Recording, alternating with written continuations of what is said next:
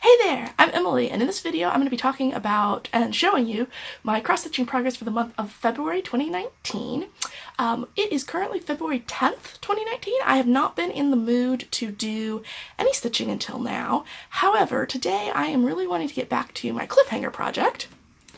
It's a charted by Heaven and Earth Designs. The artwork is by Amy Stewart. It's a massive chart. If I had realized that it was 132 pages, I think I would have probably bought the mini, but it is huge, and I have finished the first page, and I am on to my second. I'm going to be starting my second today. I thought I was going to have to grid that page, but fortunately, past Emily did that for me, so I am super happy about that. And so it's just kind of the corner of the books right up here. That's all I've got going on, and so I'm going to be doing page 2. And when I get done with this and switch to a new project, I will show you how far I got, and that'll be that. So I completely forgot to mention, but I realized before I put this on the stand that I didn't tell you about the fabric I'm doing. This is a 28 count lugana, I believe. Yeah, 28. Yeah, because Heaven and Earth Designs usually says 25. I went a little bit tighter, so it's a 28 count lugana, and I am doing it 2/1 tent stitch. So it's basically like half crosses. I'm doing continental tent stitch, which is just basically, it's a way of saying how you handle the back of it, but it's basically half crosses because this piece is so huge. I wanted to do it a little bit faster. So anyway, that's what I'm doing. The color, I think the color is bone, although I don't remember. It's an off-white. I picked something that wasn't stark white because I felt that that would hide any coverage issues a little bit better, but I didn't want anything dark because obviously doing a bunch of tiny stitches at 28 count, you want to have something that's of a good visibility. So that's what I'm doing it on. Now you'll see where I get to. Well, I only ended up working on the second page of Cliffhanger for about 4 days, but I got pretty decent progress in that amount of time.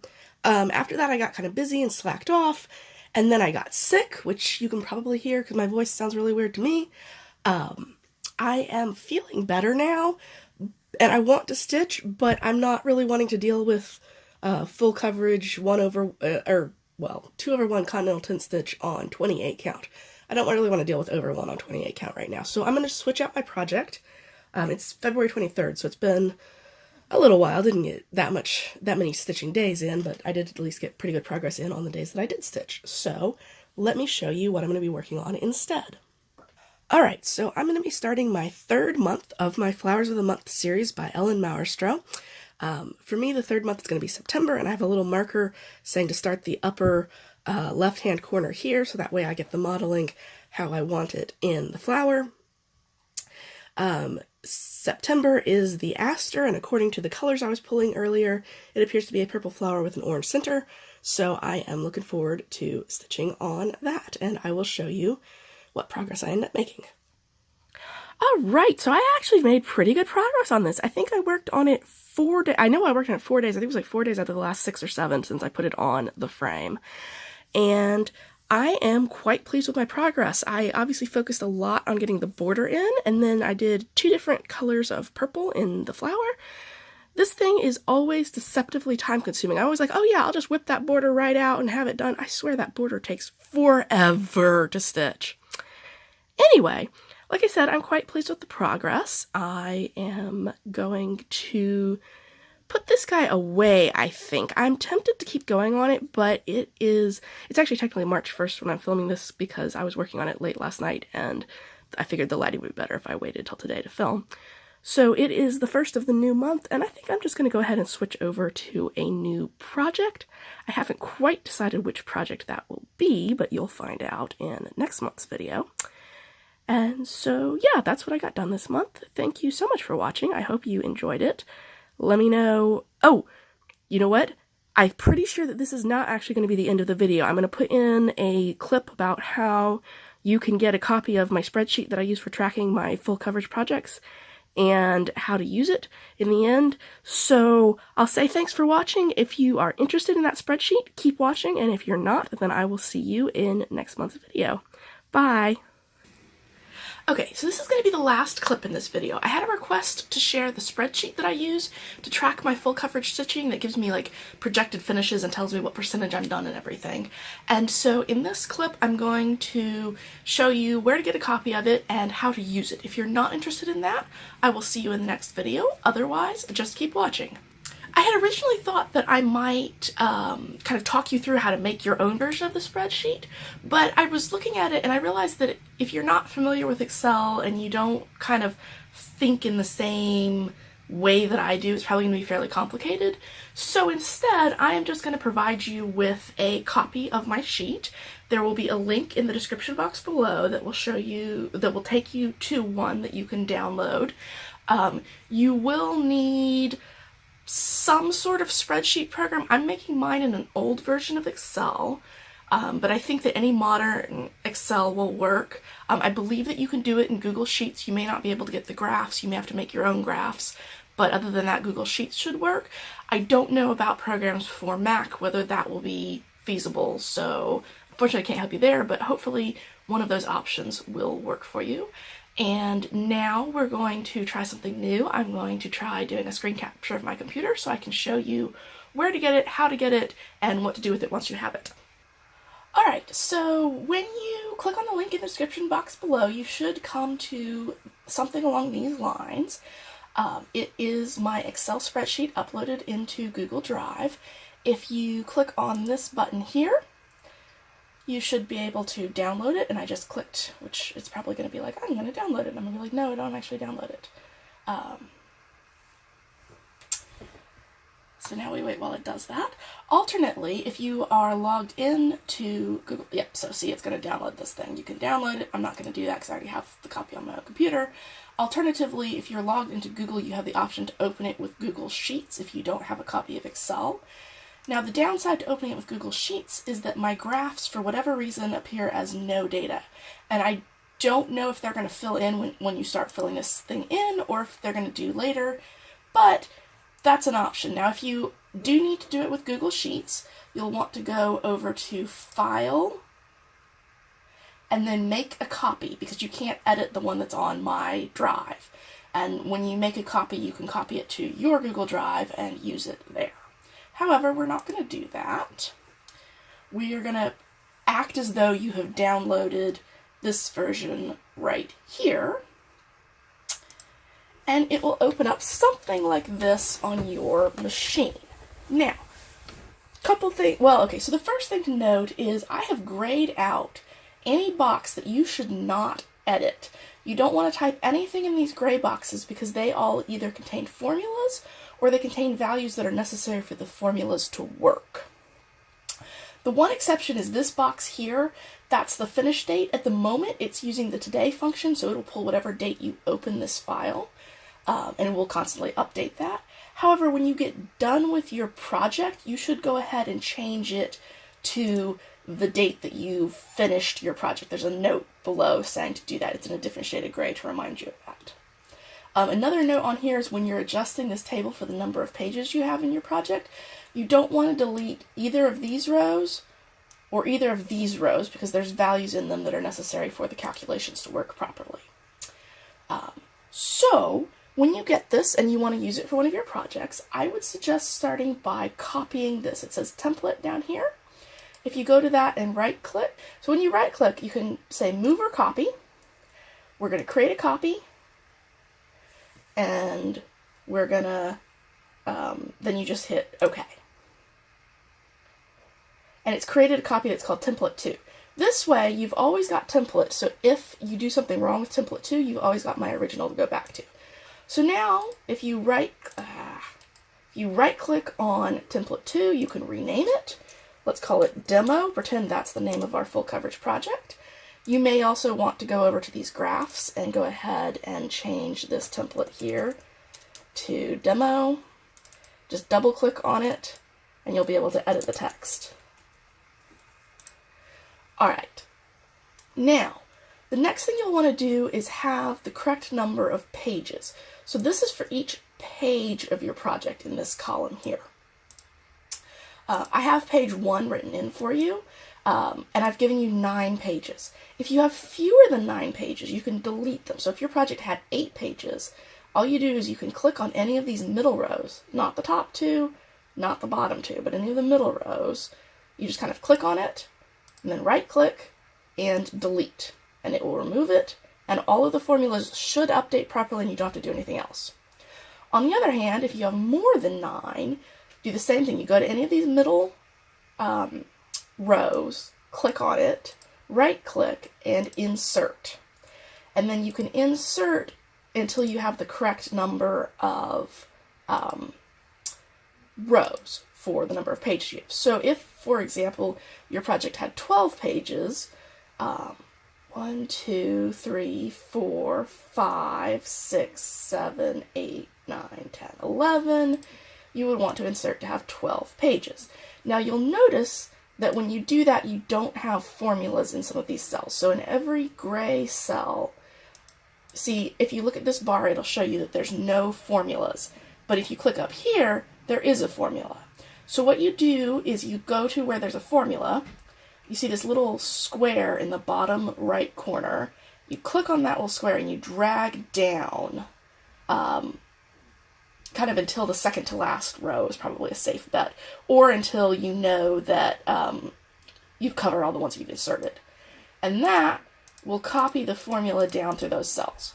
So again, over here, you've got a formula, no formula. It's easy in this one because there's zeros, right? You can see where you've got formulas. So again, you'll click on that little square, drag it down, and you've got formulas in all the spots. When you have something like this where there's a whole row of them, you can click and drag across and then fill in all of them at once.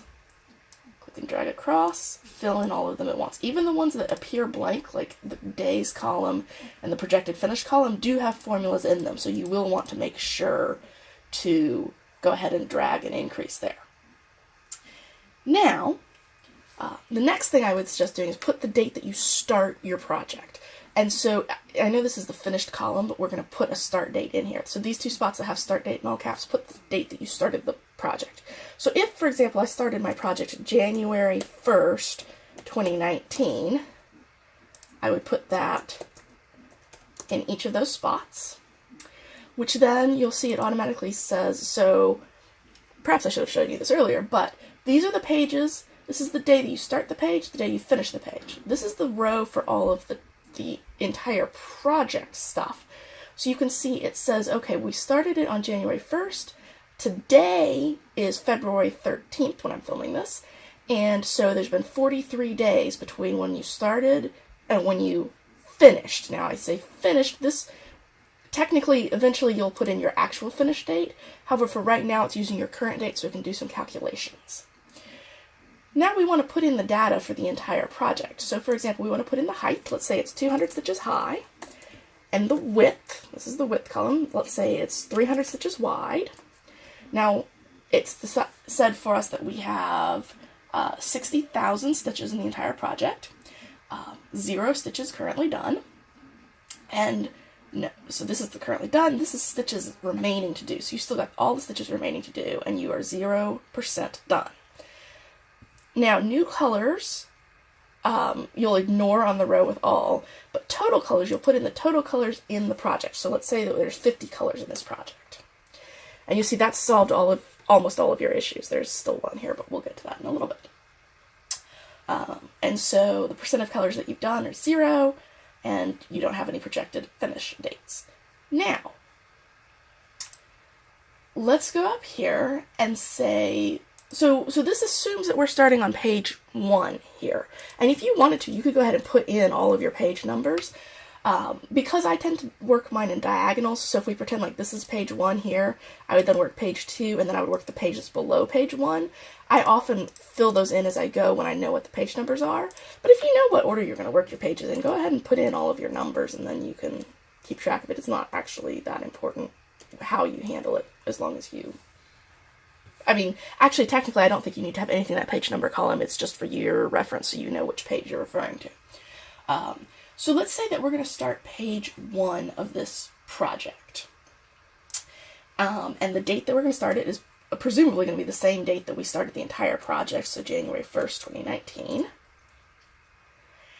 And then we are going to, we're not going to put in the date that we finish it until we finish that page, obviously. We need to put in the height of that page. So let's say that page is 70 stitches tall. We need to put in the width of that page. Let's say it's 50 stitches wide. I'm just making up numbers. And now the formula is going to tell us that there's 35,000 stitches in that page. So it'll calculate for you how many stitches are in each page. The current column is for you to put in how many stitches you have done. I call it current because I like to put in every day. So if the first day I did 40 stitches, and then the next day I did 200 stitches, then I would have 240 stitches done, and so on and so forth, so I can update it every day. Alternately, you could leave it completely alone, and when you finish the page, you can say, okay, there's 3,500 stitches there, so 3,500 stitches for the entire project. Either way, whatever works for you. I'm just going to leave it, let's just go ahead and put in, let's say that you did 500 of the 3,500 stitches. So now, this column tells you the cumulative number of stitches. That'll be important when you do other pages. So if you did 500 stitches on the first page and 1,000 stitches on the next page, it would say your cumulative number of stitches is 1,500. It'll also tell you how many stitches are left in the entire project as of whatever you've currently worked on. So one thing you will want to do, if you're doing the pages out of order, you will want to go ahead and put them in the rows in the order that you do them, so that that way things like the stitches left and the cumulative number will work out correctly. So, we know we've done 500 stitches, we've got that much left. This tells us what the percentage that we're done with the total project. So at this point, we would be 0.83% done. New colors is for how many colors of thread you've used on that page. So if on the first page you use 20 different colors of thread, it'll tell you that you used 20 colors total in the project, and that's 40% of the colors. And then if you use 5 new colors on the second page that you didn't use on the first page, it would then say, okay, now you've used 25, which is 50% of the colors in the project. I just like looking at how much of the colors I've done at any given point. That's less important. You don't have to include it if you don't want to. Now, finally, the projected finish. It's not going to fill in a projected finish for you for each page until you've said the page is finished. So if this page got finished, let's say February 1st, 2019, it'll then say, okay, based on your current progress, let's go ahead and just update this to so say it's actually finished, right? Based on your current progress, you'll be done with this project on this date. It'll also always have a date that you'll be done with this project down here. And they're not quite the same. That's because this one only counts the days that you've worked on the pages, and this one counts, for example, any days between pages and any days between when you ended that page and today's date. So this one's probably going to be slightly more accurate. This just gives you kind of a measure after the end of each page of where you're likely to be. So maybe you started the next page, you didn't start it the day after you did the first page, but you did it like a few days later. And it's still in progress. It's also, let's say this one's 68 stitches wide and 50 stitches tall. I don't know, I'm just making stuff up. And then you've done like 300 stitches on it. With 5 new colors in those 300 stitches. And so as you can see, you're not getting a new projected finish date yet. You won't get that until you fill in that page is entirely done. However, any progress you make on that page will update this estimate down here of when you're going to be done with the whole project based on your overall stitching speed. And you've got these graphs here. I'm going to click on this graph and I'm just going to move it down. For whatever reason, they've gotten kind of squished together. So these graphs should autofill with what your progress is. And so on both of them, you're going to have the date that progress was made. So the date at which you said you started it, the date at which you finished the first page, the date at which you finished the most recent page, or the date that you're currently on, kind of a thing. And so this is going to be the percentage, so that's why the y-axis is from 0 to 100%. The purple line is the percentage of colors that you've used out of the total colors in the pattern. The blue line is the percentage of the pattern you're done with out of the total stitches in the pattern.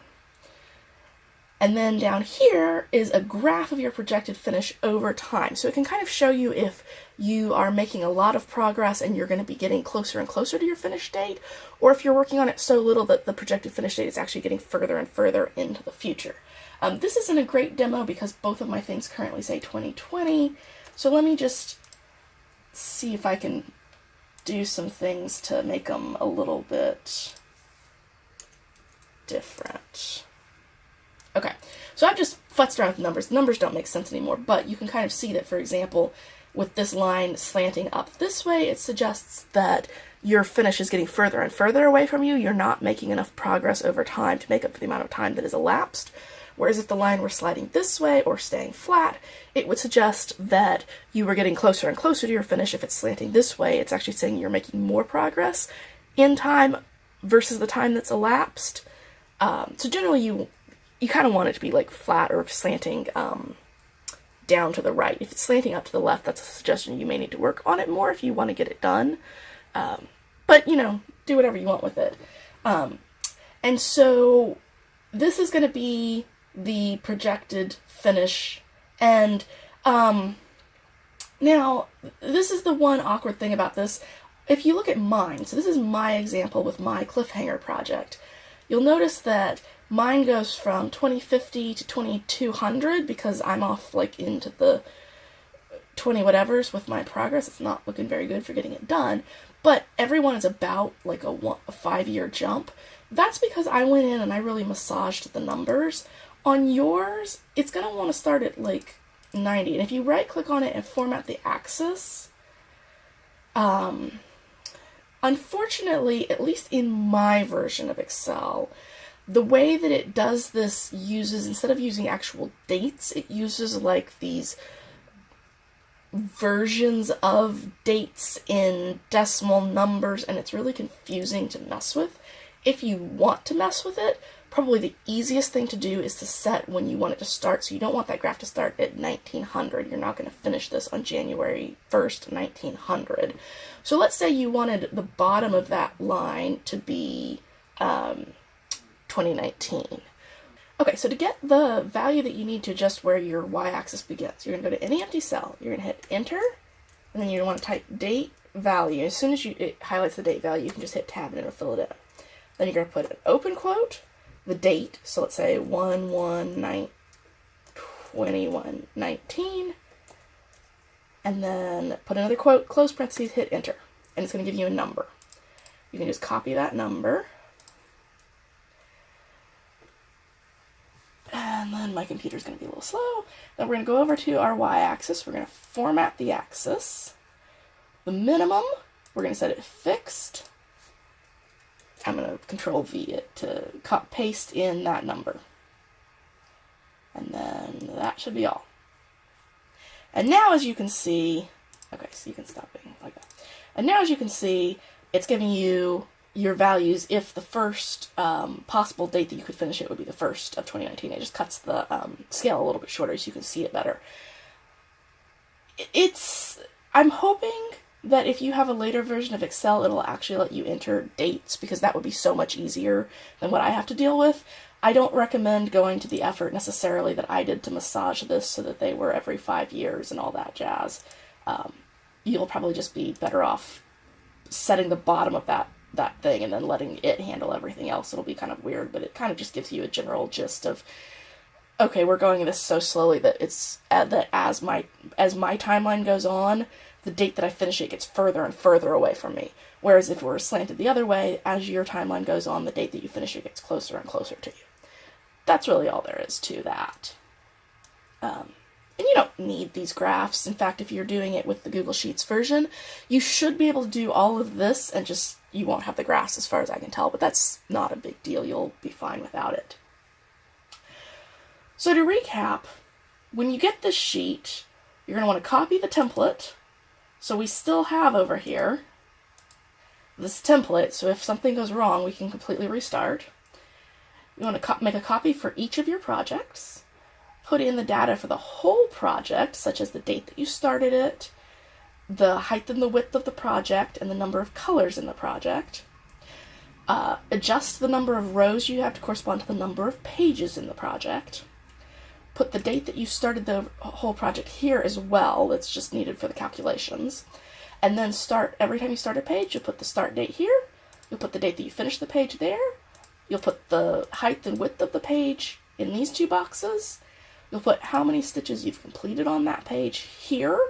This does kind of assume that you finish each page and not that you're one of those people who does all of one color across the whole project. If you do it that way, this projected finish should be accurate, but these subsequent ones in here probably will not be. So that's just something to bear in mind if you do things cross-country across the whole project rather than by page. Also, when you do each page, I just keep track of how many colors I've added to that page and put them in here. If you don't care about how many colors you're using, you can actually just completely ignore that. Likewise, if you don't care about how many stitches you're using, you can completely ignore that, but you won't get a projected finish if you don't use the stitches, obviously. And then this will just spit out your projected finish based on your rate of finishing each page, and then your projected finish based on the overall time since you started and the number of stitches you've gotten done since you've started. I am going to just flip over and show you, you can see, for example, with my cliffhanger, I've got like 132 pages, so it's got a whole bunch of rows before I get down to the bottom. Whereas with my 4 Heavenly Beasts, that's only 32 pages, so it's fewer rows. And you can see in this column, I put in the page numbers in the order that I'm going to work them because I worked diagonally. I worked page 1, page 2, and then the page that was under page 1, which was page 9. And I just laid out my pages and worked out the order I was going to do them in, so I put them in here. You don't have to do that.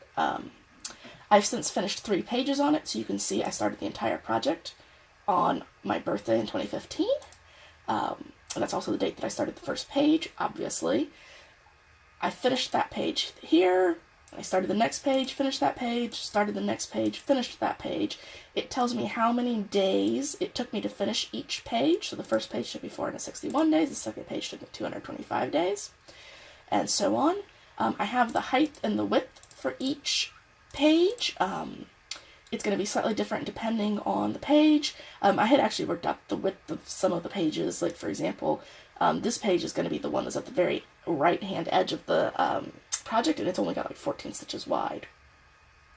And I don't remember my reasoning for not filling in everything, but for whatever reason I didn't. So that's the height and width. You could fill it in advance. I find it's easier to do it as I go. It automatically calculates for me how many stitches are in each page. So this is that many stitches for that page, that many stitches for that page. These are how many stitches I've done on each page. So as you can see, with each of these pages, I have done all the stitches on them. I did account in these numbers for any, like, like the grayed out squares that are repeated between pages. I only counted them on one of these instead of on both, because if I counted them on both, it would give me a total of too many pages, or too many stitches. So, for example, there's an overlap between the width of page 1 and the width of page 2, because there needs to be an overlap so you know where you are, and I only accounted for that. I accounted for that when I picked how wide these pages were, and I just kind of average it. Let's see, so that was, you fill in the current number of pages, the current number of stitches. It calculates for you the cumulative number of stitches that you have done. So basically it's just adding. So when you finish page 2, you've done this and that. When you finish page 3, you've done all 3 of those, kind of a deal. Tells you how many stitches you have left in the entire project. Tells you what percentage of the project you've done. I'm actually over 10%, which is super exciting. I filled in the number of colors that I used that were new on each page that hadn't been used before. And it's telling me how many of the total colors I've gotten done and what percentage of the total colors in the project that is. So I'm already at 67% of the project's colors, even though I've only done 10% of the project. Actually, 11% is where the rounding is. And then it's giving me a projected page finish based on my progress for that page. So as you can see, these are different numbers, and this one is sooner because I got that page done faster, whereas these are more distant because I got these pages done slower, and that's accounted for when it's doing the math. My overall number is going to be even further out than the latest one because it's accounting for days. Like the last day I worked on it was January 25th, and today is February 13th, so it's kind of accounting for that time that I didn't spend working on it in this calculation. As you can see in my graphs, it's showing the percentage that I've gotten done, the percentage of colors that I've used, when I started, when I finished the first page, when I finished the second page, when I finished the third page, and today. Obviously the third page and today are the same numbers. Likewise, I have a projected finish. So when I finished the first page, my projected finish was at almost 2050. When I finished the second page, it actually went down quite a bit because I did that page faster. When I finished the third page, it kind of went up again because I was not as fast on that page. And then I haven't worked on it at all, so obviously it's projecting that it's going to take me longer to get it done because it's assuming that in the future I'm also not going to work on it for this amount of time, kind of a thing. So that is my Excel sheet. I hope that that was helpful. If you are interested in doing it, I hope that having this format with the grayed cells to tell you where not to type will be helpful. Let me know if you have any questions about it, if you have any issues with downloading it and not working right. Let me know. I don't know, depending on what program you're using, I may not know enough to be able to help, but I will do what I can. And yeah, that should be everything you need to know to use this.